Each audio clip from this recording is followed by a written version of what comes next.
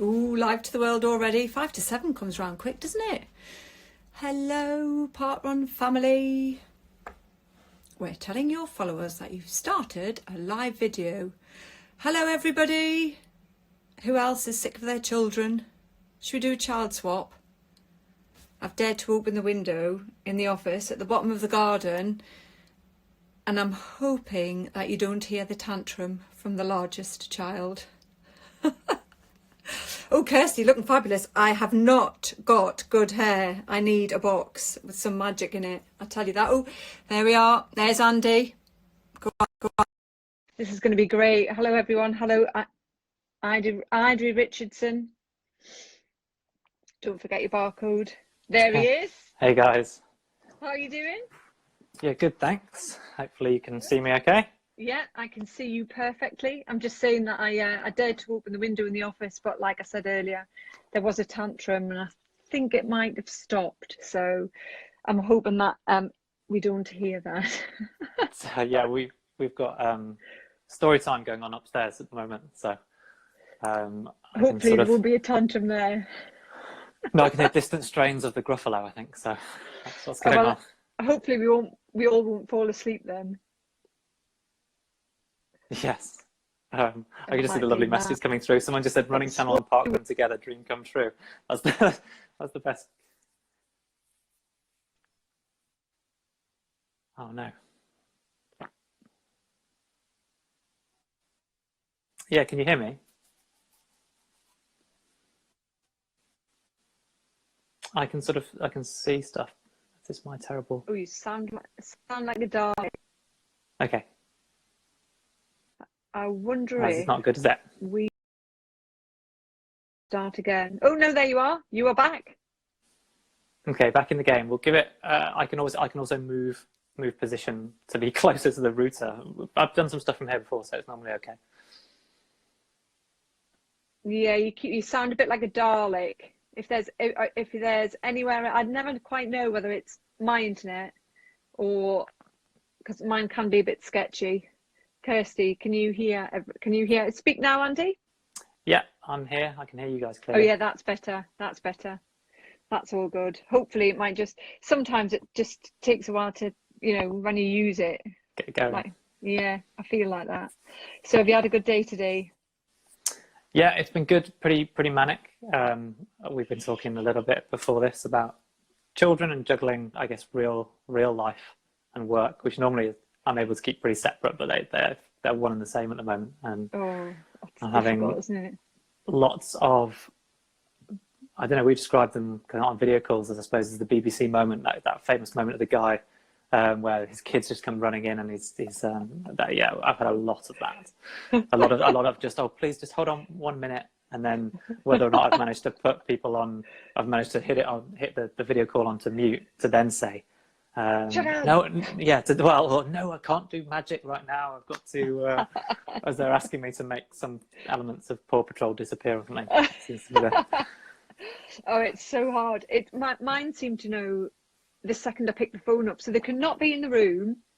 I can go to make a really important phone call, and then all of a sudden they need like something really importantly, and I'm on the phone. But no, I'm on the phone, and they have no concept of that. It's unbelievably annoying. Yeah, but I think one of the toughest things is having all the headphones in, so they can't hear that who I'm talking to. Yeah. Well, the kids don't care, do they? Nor should they. It's great that the internet has come back because that would have been a nightmare. And I'm a bit of a technophobe, so we've got lots of people who are joining, which is great. Podiatry clinics joined there. Hello. It's a great. Will you have people from the running channel? Will they be in here? Do you think? Will you be able to recognise people who pop up? Yeah, we've definitely got some regular community members that often comment on the videos and that are really, that met us at various like the National Running Show and events that we've done and stuff. So yeah, I hope so. You never know. Brilliant. Well, if you see any pop up and you want to say hello, feel free. Let's get going, shall we, Andy? Let's let's dig into your crazy life and what it's like now.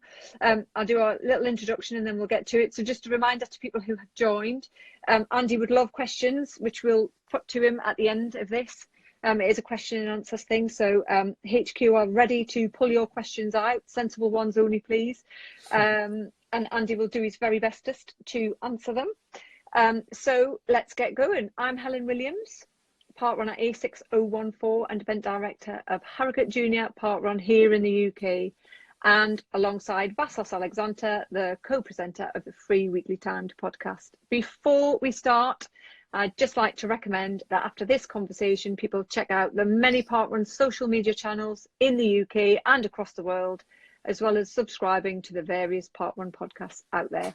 You'll find me on the Free Weekly Time podcast, but there's also With Me Now, Parkrun Adventurers and the 9:30 Club, to name a few others. So just another reminder, question and answers, put them in the comments at the bottom, and we can pull those out and ask Andy everything, running, not running, motivation, everything at the end. So as I said earlier, for today's question and answers, I'm joined by the wonderful Andy Baddeley. At 9 AM on the 11th of August 2012, Andy crossed the start line of Bushy Parkrun. 13 minutes and 48 seconds later, he crossed the finish line, setting a new men's parkrun world record, a record that still stands today. Since retiring from professional running, he's gone on to set up the Running Channel, a hugely successful YouTube channel with over 100,000 subscribers.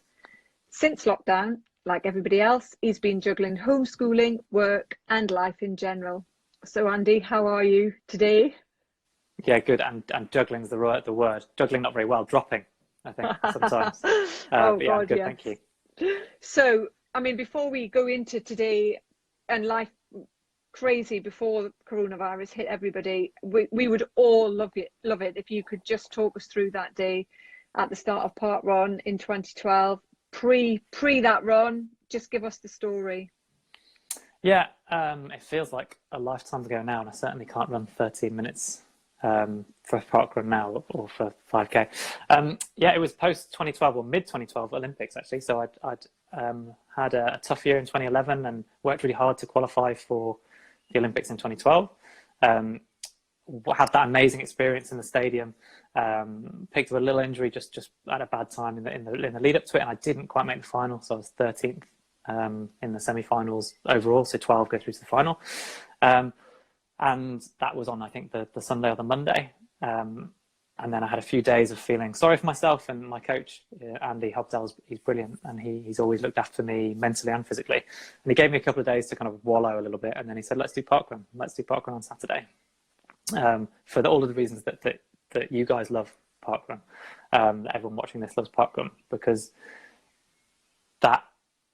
it was so totally removed from the chaos of the Olympic Village and the stadium and so on. I could turn up and be just a normal person and run the Parkrun there. My coach did come. He came on the bike with me, out the front and out of the way of all of the other runners, obviously. And we did very much come with the intention of running as fast as I possibly could. I needed to get something out of my system after the Olympics, and I was in probably the best shape I've been in my life. And I'd also used Bushy Parkrun as the home of Parkrun as part of my training. Part of my training throughout my career, usually in the winter actually. So then we decided to target that one. It seemed only right that would be. We'd been going there since it was Bushy Park Time Trial. We'd been training on that loop, the old course, as it were, every week for my threshold runs. But I did know people who organised it, and the event director and so on did spot me beforehand and had a quiet word with me and asked what the target was. And at that point, the record was held at 14 minutes by Craig Mottram, an Aussie guy who actually used to train with. And he said, "Are you going for the record?" And I sort of, thinking that that it would go no further, stupidly, given he probably stood there with his megaphone in his hand at that point, I admitted that I was just going to try and go as fast as I could. And he announced it on the start line, and that's that moment with probably 1,200 people, 1,000 people there, was actually a bigger, nicer, more inclusive moment for me than standing in the Olympic Stadium, possibly. The round of applause I got was so warm and personal that, and I hadn't done anything at that point. And I hadn't even started. And then I did it, and I guess I can go through that in a minute. But then when I finished as well, I hung around probably for an hour afterwards, just meeting and chatting to people, and everything that hour or 2 hour period is on a 9 o'clock on Saturday morning, or around the world when it's at slightly different times.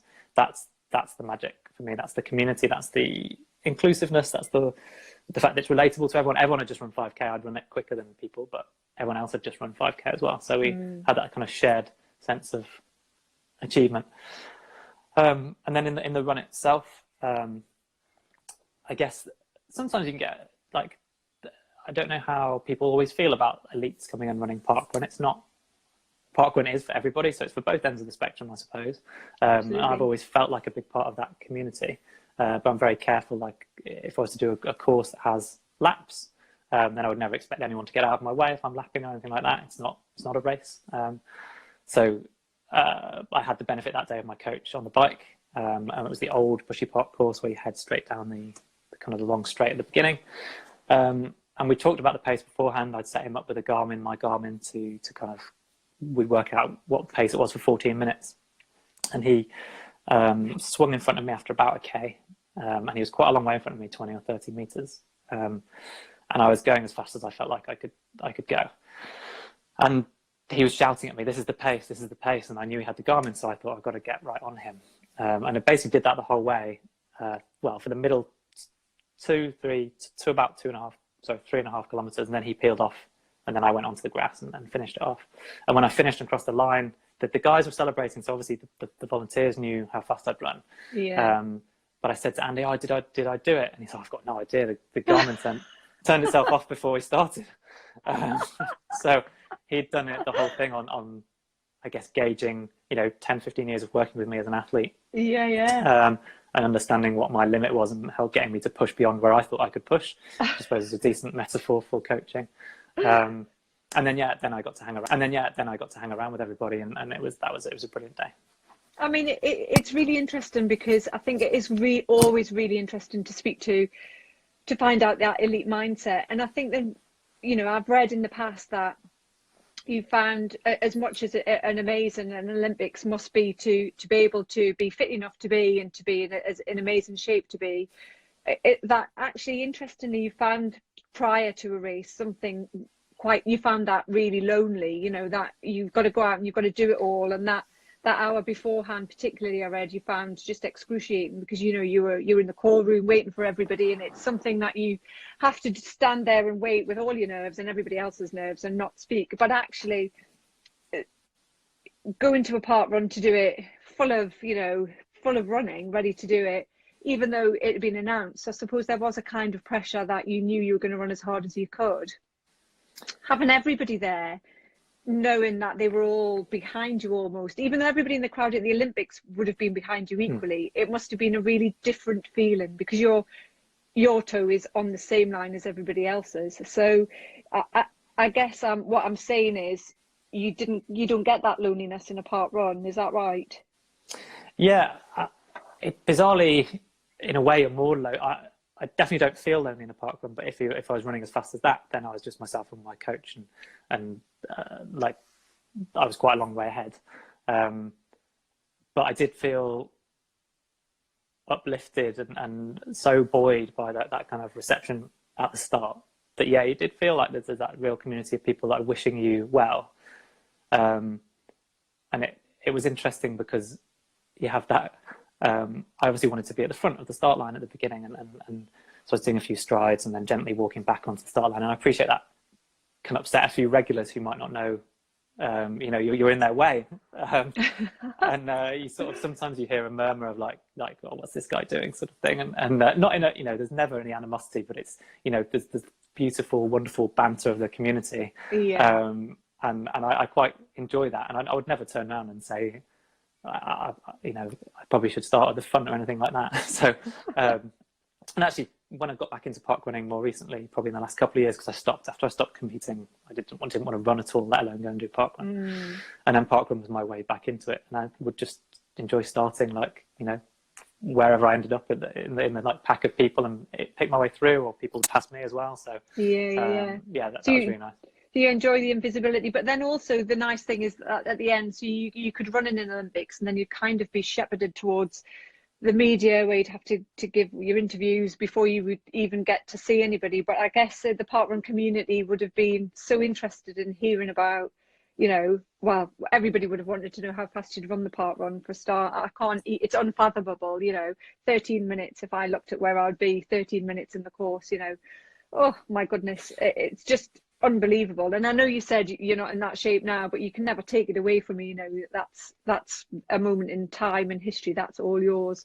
And because parkrun does try to include everyone, how do you find it from, or did you find it from an elite athlete's perspective?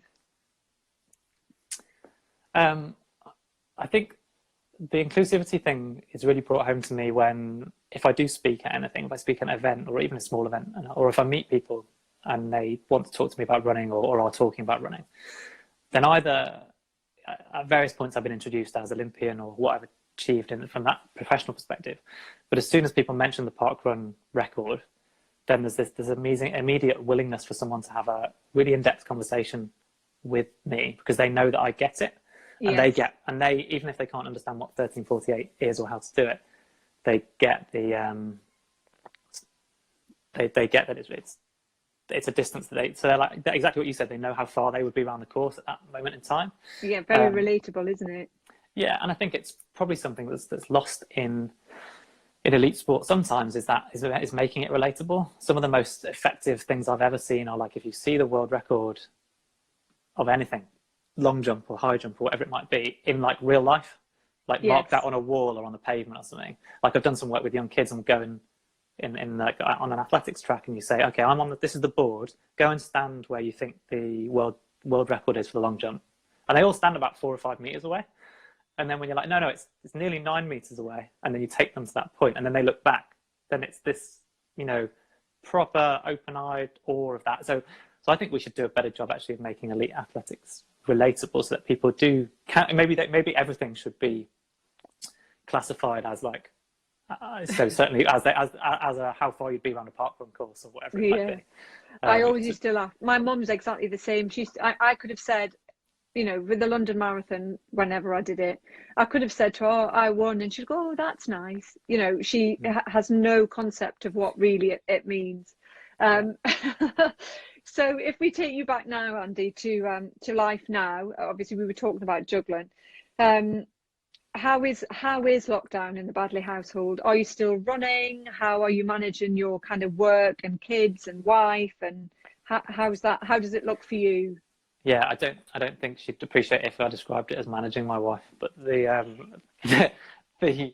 she's managing me, I think. I think one of the big things is I don't get my commute anymore, and a commute's not brilliant. Like I live outside London, and it takes me probably 45 minutes to an hour to get in and out every day. But then you forget that's time to switch off and maybe watch Netflix or read a book or whatever it is that I get a chance to do. And that's the time that I feel like I don't have at the moment. And it's, you know, it's straight in with kids in the morning, and we're kind of portioning out the day in terms of childcare and schooling, and then work life. And then the reality of, you know, the running channel, we are doing our best to keep creating interesting videos. But, you know, usually we're a small team, but usually we'd be together. So presenters can go and stand next to each other and film, and we have someone filming us, so that there's someone with a camera, and they can worry about the focus and the exposure and the framing and the sound. And now each of us is doing that ourselves remotely, so that's like a challenge. And we grew recently to you know, we're still very small, but we got a few new kind of younger people working with us, and the two of them started 4 days before we just made the decision to work from home, which was a little bit before lockdown. So we had like 3 or 4 days in the office all together as a team of like 4 or 5 of us, and then we very quickly realized that you know, new team members, and for them, like all of a sudden they're at home and they've been thrown into a new environment. So doing our best to make it enjoyable for all of us, really. But it's been exciting, the responses that we had to the recent content, where, you know, clearly we can't produce stuff that is quite as slick, but actually we're not that far off it now, and that's been a learning process too. You see all of the late night hosts in the US trying to do it from home. The first few weeks they did it, it was pretty bad. The first few weeks they did it, it was pretty bad. So that made me feel a lot better about what we were managing to put I out. think everybody, your community of kind of people are just happy to have something, I think, on. Then, you know, I know that Parkrun have had to be, HQ have had to be really inventive to keep their community together. And likewise, you can see with the running channel, the kind of things that you've got going are really all there to do what Parkrun are doing as well at the same time and want to do. And that is basically to just let everybody know that you're all in the same boat and your community are all there for each other. And it's great. I was looking earlier, when we were chatting earlier, I was saying that I love the idea of the kind of bingo that you've got, you know, and you tick it all off, which is great. And I think that, you know, in many ways, do you think that'll make the inventiveness and forcing you to have to think in ways that you wouldn't have thought of before? Do you think that means that, you know, you're going to look for the positives of what will come out of that? Yeah, we know that more people are taking up running, and undoubtedly would be signing up for Parkrun right now, if they could. Well, maybe they are, but they can't go and actually take part in an event. We're constantly changing what we do to respond to what people tell us that they want to see. And then, you know, if we do something and get it right, then the response is so overwhelmingly positive that then we try and do more of the same thing. And the community of runners around the world is really supportive of one another, actually, and of us. So we have kind of almost like, you know, YouTube comments in general is sometimes can be a dangerous place to be. But the community like look after, you know, it's fairly self-policing. If there's someone who says something that's a bit negative, then people will come in and defend one another, which is really nice. And broadly what we're trying to do is bottle, I suppose, the feeling that I know I get if I do a parkrun and just chatting to people before and afterwards, and the amazing volunteers and the people that make that a reality for so many people around the world, is to take that and give them access and support from that same type of person from all over the world for the rest of the week. That's kind of, I guess, how I would describe what we've set out to do, is to just be there, to be a source of advice, a source of entertainment, a source of kind of self-deprecation, like we don't take ourselves too seriously. That's what we've been trying to do anyway. So how did it come about? How did the running channel start? You're the CEO of it, but how did that come to fruition? Who thought of it? What was the thinking behind it? Yeah, it's great to be able to call yourself a CEO of a really small company, because I don't know how much that means. It still means you are one. Yeah. So I have to give credit there to a guy called Adam Tranter, who I was working for at an agency called Fusion Media. We did a lot of stuff in cycling, and he came to me with the idea and asked me if he thought it was sort of something that would work, and whether I'd want to get involved right from the start. And so I said, definitely yes. I think there's like really something we could do here, but it's terrifying because you're building it from scratch. So you start day one with 0 Twitter followers, 0 YouTube viewers, which is, it's not easy to do that. And then Adam and I had both met Anna, who I'm sure if anyone has watched Running Channel content will have seen doing some amazing challenges and fronting the channel from a presenting perspective. Myself and her more recently been on camera a lot together because we're on lockdown, so we have the kind of equipment and so on. But she's been single-handedly responsible for building what we've done so far in terms of being on camera and driving the community and being a key part of that community. She's a 4-hour marathoner. I was incredibly proud to break 4 hours in Amsterdam Marathon last year, and that was a big aim for her, and she took people on that journey. And Adam and I had met her in her role as a journalist previously and thought she'd be perfect for, and has been perfect. So yeah. Brilliant. So to post people to the Running Channel, is it if you give it a plug, so people here who are listening who might want to have a look at it, where will they find you? So on YouTube, youtube.com/running channel. That's the easiest way, I guess, to see all of it. We've got hundreds of videos now that are obviously free because they're on YouTube, about how to run certain distances. If you wanted to improve your 5K time, obviously we've got some stuff in there. We've got a very particular video about how to run a sub 20-minute 5K, but actually the sessions in there are applicable to anyone trying to break 30 minutes. You can kind of adjust the paces and so on. And then some amazing challenges. We did our 2.6 challenge for charity at the weekend to raise money for all of the charities that are impacted by the event cancellations around the world, and that was really good fun. It was kind of Taskmaster style, if anyone's familiar with that on Dave.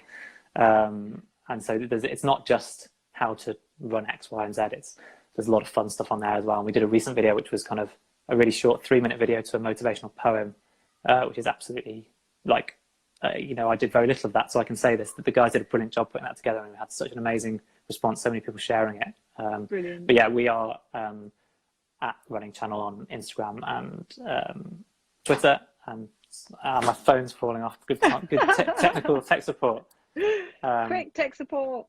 Put the stand back on. So yeah, at Running Channel on Twitter and Instagram, and youtube.com/Running Channel would be the best place to get us. Brilliant. As well as Facebook.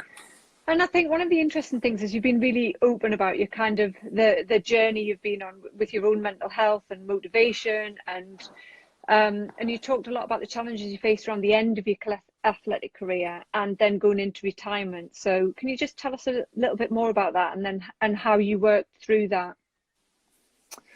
Yeah, I'm always happy to speak openly about this. I think it's really important that people do. I was injured towards the end of my career, well, actually from 2012 almost. So almost from that day of breaking the record. I didn't injure myself doing that, but I had kind of an injury which just seemed to get worse and worse. I guess a chronic injury that we just couldn't work out what the problem was, and I had from 2012 until 2015, and ended up having surgery, which was like a last resort because we didn't know what the problem was, and they couldn't find out unless they actually went in and found out. Thankfully, it was the right decision. They found all sorts of horrible stuff in there, patched me up, and then I could run again in 2016 and came back to try and make the Rio Olympics, and realistically actually was nowhere near where I needed to be, but it was enough to give me the closure I needed to retire when later that year my son was born. I wasn't willing to be selfish enough, as selfish as you need to be to perform at that level. So to answer the question, I guess I wasn't that well equipped to be higher. I don't miss racing at all. You said that awful moment 1 hour before the kind of the race. Like, I just wanted to be on the start line. I don't really miss competing. I guess I missed the moment of starting and being in that race and in the moment. Yeah. But all of the stuff that came with it, it's not worth it for me. Like the loneliness of it, I wasn't well suited to that. The bit I loved about running and miss is my training partners, and that kind of like that we were at one point, I feel like we were this well-oiled unit that like we knew each other so well, and we like, you see the Kenyans training on the track in E10 or whatever, and the footage of this perfect line of guys in kind of in perfectly flow. Yes, perfectly, that's the word. So we felt like that, and we would, you know, if we did a mile, 4 laps on the track, we'd have a lap each, which was ours that we owned, and we'd be perfectly in sequence as we kind of swapped and changed at the front. It was like they do on, I guess, in the velodrome on cycling. Yeah. And I missed that. I missed the fact that we were right up to the second where we were like running in to start a rep. We were, you know, badgering each other and giving each other all sorts of stick, and we were like properly, but we are mates. And then you start, and it was business, and I loved that, and that's the bit that I miss. And actually, when I was injured, that was the bit that I didn't have access to. You know, it takes longer to train when you're injured than it does when you're not. Even though I was running 100 miles a week and training probably 15 times a week, the take that away and meeting people, and then you're doing 2-3 hours of rehab and physio and travel to and from those, and then in the pool, and you have to train for so much longer if you want to. If I wanted to have the equivalent of a 90-minute run, then that's like 4 hours on the bike or however long in the pool. So, and you end up having to do everything hard to keep your heart rate up. So that was the struggle for me. And I think sorry, Andy, to interrupt, but I think that probably, you know, I talked about this with John McAvoy, where they're the things you don't see. You know, an outsider doesn't see that. They just see the end result of whatever it is in your track, at the Olympics, at a park run. They don't see the journey that it's taken to get there, because they just think you're this superhuman, and actually you've had to go through so many processes, including all the mental ones, of course, to have the motivation to be able to go and do all the rehab to prevent the injury, not coming back too quickly, wanting to be fit. So I think that process is really important to talk about as well, because it's not like you go out and you're running, you know, 15 minutes if you want an easy part, you know, 5k or whatever it is. There's so much more behind that, isn't there? Yeah, that's I guess the insight that I'd like to be able to give to people is that actually there's loads of times when, you know, I would finish a training session, and I remember, well, not loads, but enough, where I'd hurl my spikes or my shoes into the stands in kind of frustration and need to go off and calm down and all that sort of stuff. And you only ever see the end results, and you know, training in the horrible rain that everyone will be familiar with, all of this like just because you're running at an elite level doesn't mean you don't have to go out when it's awful and the weather's, you know, you're not pampered in any way, other than having access to extra services that normal runners don't get access to in terms of physio. But yeah, it's people seeing that, and that's why I miss the guys, and being able to share that with you. That training with that group is the thing I'm most proud of, that we got brought out of each other, basically. And so once you'd had that closure and retirement was kind of there, and you said you fell out of love with running, you know, did you just take a back seat from it for a while until you felt ready for, you know, then that next step? And you said actually parkrun was something that you felt like was what would bring you back into that kind of fold almost. Yeah, I mean, Parkrun was there as well, actually. I should give him a shout. He might see this at some point. Glenn Turner, I'm sure you know, who worked for Parkrun and has gone back to Australia now. He was relatively local to me, and I met him when I was at my lowest and just coming back, or about to have surgery, just coming back from surgery. And he did so many of my runs with me locally. And then I came and supported him at his parkrun. He set up various parkruns in North London and around this area. And yeah, so it's a big thanks to him, actually. And then, yeah, you're right. When I stopped running under 2016 into 2017, I was just like, once I'd made a decision that I was actually retiring, I would never have announced that. But I just was like, right, I'm done. I didn't run again for nearly a year, probably. Like, not even, I just didn't, because I didn't have to do it. This thing that the thing that I had loved doing wasn't that fun anymore because I had to do it. And, you know, if you don't perform, you don't get paid. And the reason that I was going out every morning was because I had to, not because I wanted to. So I wanted to wait until that came back. And I didn't think it would come back. I thought at one point I was like, maybe I'll just, you know, put on a bit of weight and this is me. And then all of a sudden it did hit me, and I was like, I want to not be unfit. And I miss seeing progress and stuff. So actually then going out and running 20 minutes, 25 minutes and blowing, I was breathing so hard, was actually quite nice. Like I felt like I feel like I can relate to beginners because that's what I felt like. And it's a bit like just going back and resetting, isn't it? It's that feeling of just wanting to be able to push yourself, but the time being irrelevant. Yeah, exactly. I mean, for probably first 3 or 4 months when I was running, I didn't use a watch. I just go out and run. I think I'll probably run this loop today. I don't know, it's about 2 miles or 3 miles or whatever it was. I didn't even measure it. And actually throughout my career, I never used a GPS watch or anything. Right. I do now. I find that I'm more interested in that stuff now than I was previously. All of my sessions that were so meticulously planned and timed with a stopwatch, not a GPS, when I was training, that actually the other runs, my coach was always like, go and run an hour. And I had my hour loop that I ran. And I ran the same loop repeatedly. But some weeks it took me 55 minutes and some weeks it took me 70 minutes. So it was, I just ran how I felt. Which I think is really important. And I think this last, before we go on to questions, and we've got 7 questions, which is great. And I know everybody would be really interested in this. We'd love to know. So, you know, we're all here because we're part runners, or we're part of the Parkrun family, we're volunteers or walkers, whatever.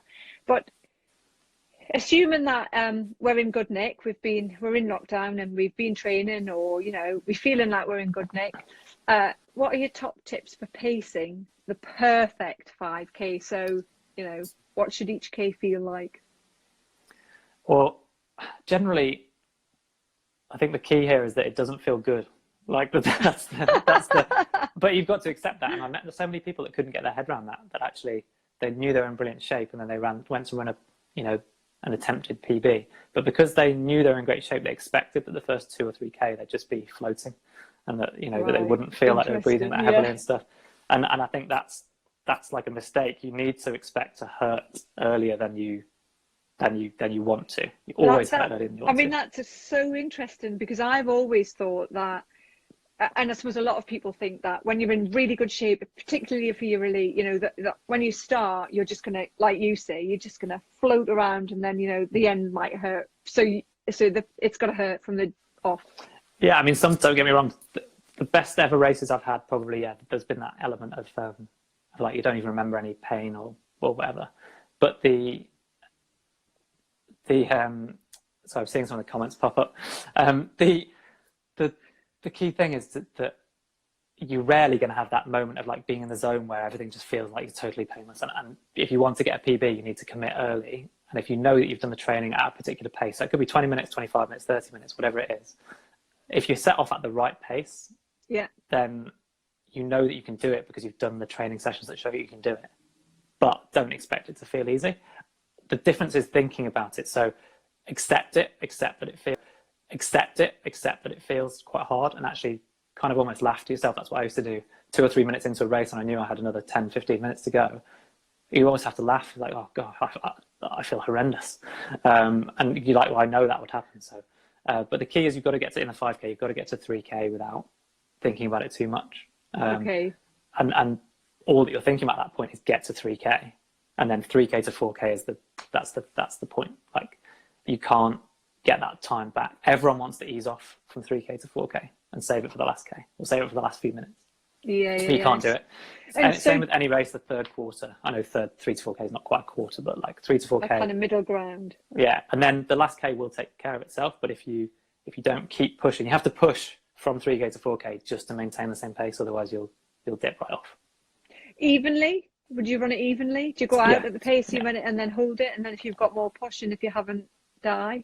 I think I've heard people advocate for, trying to bank some time, and I personally would say that's a massive mistake. I think that I don't think you can, in the shorter events like the 400 and the 800 meters, the guys go quicker in the first half by quite a bit, 2-3 seconds in 800. But at the 5K, you want to go as even as you can, and you can get more time back by going off slowly than you'll ever bank by going off too quickly.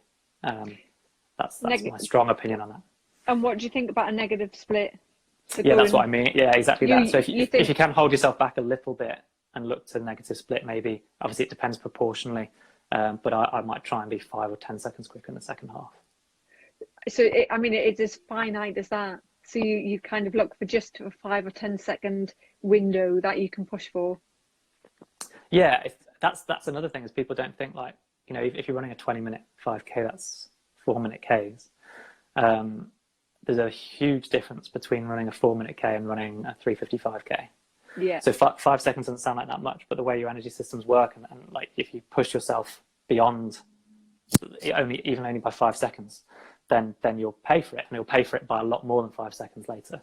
So, okay, interesting. Yeah. So whatever your target is, don't be tempted to bank time in the first K or 2K. In fact, I would advise, if you wanted to run a 4-minute K to run 20 minutes, go off at 4:05, because you'll be too excited at the first K anyway.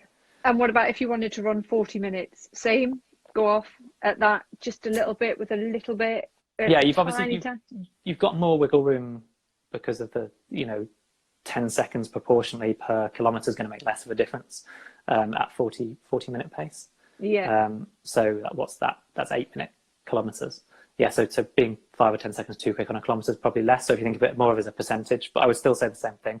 That if you want to run 40 minutes, then don't try and be much inside like 20 minutes or halfway. Yes. 19:45 probably at the very max. Don't try and go like 19 minutes and think, right, I'm at 38-minute pace here, I've got 2 minutes to spare. It doesn't work like that. Brilliant. Okay, so let's go to some viewer questions.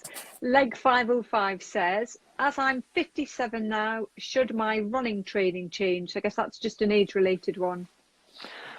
Well, I'm not 57, but I'm 37, and I do notice every day, week, month, year that passes, it does feel different in the morning, and I have always been fairly injury prone anyway. Should you change the overall running? Not if you're not having any problems, I wouldn't have said, but if you are having injury problems and stuff, then I would look at the way that how much time you give yourself to warm up in the morning, and like whether you do any activations, whether you're using a foam roller and a ball to do any kind of release. How much time you're spending sitting down during the day, all of these things have a massive impact. And so if you can do your best to kind of mitigate them. And the hard thing with running, or the brilliant thing with running, is it doesn't take very much time. It's not like cycling where you've got to set up a bike and all that sort of stuff. But the problem is that you can then be tempted to just pull on a pair of shoes and go out for a run, which I could do in my 20s and I can't do now. So that would be my biggest thing. And if you can see a sports massage therapist or something to give yourself kind of every shot at staying in one piece. Yeah. But generally, if you're all right, age just doesn't matter. Yeah, I think so. As long as you've got I'm not a doctor and so on. So, but like if you have no underlying health conditions and you're not getting injured, then I don't think you need to massively change things. Although recovery time gets longer, so you do need to factor that in. So you'll need either more sleep or better diet, or you'll need to put more time between the hardest sessions that you do. Yeah, I mean, Tom's dad, my husband's dad, he only took up running about 5 years ago or something like that, and he's 74 something, and he's just in his prime. So yeah, don't let it hold you back if you're all right. Anna the runner says, do you feel nervous about losing the parkrun record? That's a great, That's a good stitch up. question. That's a stitch up, because Anna the runner is Anna from the running channel. Good one, Anna. So she knows that it's a funny one, that if you'd asked me when I set it, I didn't set out to set a world record. I set out to break Craig Mottram's record at Bushy Park, because that was like, he was someone I trained with, and that was my benchmark, because I knew how hard it was to run around there, because it was grass and trail. Yeah. So I'm not nervous, because I expect like records get broken, and I've seen more recently a lot of people going close. So I sort of fully expect that certainly on a faster course, and I shouldn't bring up the kind of shoe controversy as well, but surely plenty of people now could go there. But there are people that could do it without the shoes as well. Like, obviously there are people as good as me in the world, and if Mo had turned up one day, I'm sure he could do it. But yeah, I think I will feel this sense of loss. Like I love that. I love being able to say to people, I hold that. So I welcome the fact that it will get broken, but I'll still feel a little bit upset when it happens. Yeah. No, I think that's perfectly acceptable, isn't it? It's kind of yours, mind you. It's 2012, isn't it? So it's a great long time you've had it for, and all the time lockdown's on, it's all still yours, except people might be that's true. really that's hard. The best thing about lockdown. Yeah. Trace Tats says your time is even more impressive because it was at 9 a.m. Do you have any tips for warming up before running early in the morning? You get up early. Like I probably was up at like 5:30 or 6 that day, because I needed that time. Yeah, I need that time to have a proper breakfast and stuff. I can't, if I was going to run at that intensity, then I need to feel like I've eaten, but also that I've digested it. So it is hard in the morning. But I did used to, in fairness, I used to start my hard interval sessions Tuesday, Thursday, and Saturdays at 9:30. So I had the luxury of being a full-time athlete. So I always wanted to do my hard work in the morning, so that I could work in the morning, so that I could then do a recovery run later in the day. And that had a massive impact on how I could avoid injury. But it's not a luxury for everyone. And so for you, really, what you're saying is that you were prepared. So you knew you were going to run hard that day, and you had set everything out. So it's almost mentally prepared as well as physically prepared, which is just as important, isn't it? Because your legs have got no idea what's about to happen, neither does your heart, but your head kind of needs to tell it all, doesn't it? Yeah, I think mental prep is a massive part of it. It's different with the parkrun, isn't it? Like, I know it's not a race. I was treating it on the day as a race against myself. So like I'm really conscious of that kind of ethos at parkrun. But yeah, I was treating it as a race against time, against myself, which is what so many people do. I guess they have their own benchmarks and they have their own PBs they want to better and so on. And so yeah, I was treating it the same way as I would a race. I'd packed my stuff the night before. It's become a thing on Instagram, like people laying their kit out. I did that, but I didn't take a picture of it. And then packed it up, drove over in the morning, and it felt like a normal day, but even though it was during the Olympics, because I was driving from my house, which wasn't that far from Bushy, far enough to need to drive though. And then doing a normal warm-up, which is the warm-up I'd done every year for like 10 years nearly, around Bushy Park. So that element of it felt normal. And sometimes that can be difficult actually, if you're so familiar with something. To make it special and get like the adrenaline going can be a challenge. Yeah. And that's hard at 9 a.m. is the adrenaline. Everybody needs to get the event director to shout out, such a body is going for a PB today, and that might just make everybody run faster. You know what? I almost certainly think it would. And actually, that's one of the pieces of advice, I suppose, for beginner runners and more experienced runners is set a goal. You don't have to tell anyone about it, but even if you make yourself accountable to that goal, that makes a big difference to, like, plenty of the time I just want to go and run. And there's no problem with that. But if you do have an ambition to get faster and to get better, then say it out loud, even if it's just yourself, and actually go for it and try it. Like, what's the worst that can happen? Mark says, did you ever think you could have run faster for 5K? Oh, it's pretty fast. Do you think there was more in there on a less grassy surface, or? So I ran 13:20 on the track. And yes, I definitely thought I could run faster than that, actually. That was the whole goal after 2012, and that's what injury scuppered a little bit, is that I wanted to step up to 5K and not necessarily challenge Mo, but I wanted to like see how fast I could go as a British British 5K runner, we every year, usually I would run Bushy Parkrun in sort of January, and then I'd go out to Australia and run a 5K on the track for a couple of years in a row. So we had a decent idea of how fast. I did a bit of training in between, obviously, but what the conversion was to running, say, Bushy Parkrun to then what I could run on the track. And having run 13:48, like I knew I could run a good parkrun, because the years when I'd run 13:20 on the track was about 4 or 5 weeks after running about 14:10, 14:20 at Bushy. So amazing. Sam Hawthorne says, do you ever do any upper body strength training to supplement your running? I surprisingly, even if you looked at me in images of when I was running, it didn't look like it, but yes, I did. More core than upper body, obviously, in terms of carrying weight around with me and so on. But I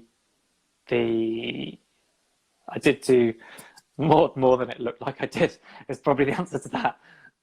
Yeah, I did a fair bit in the gym. Okay, Dill PJ says your hair is on point. What's your secret? I don't know.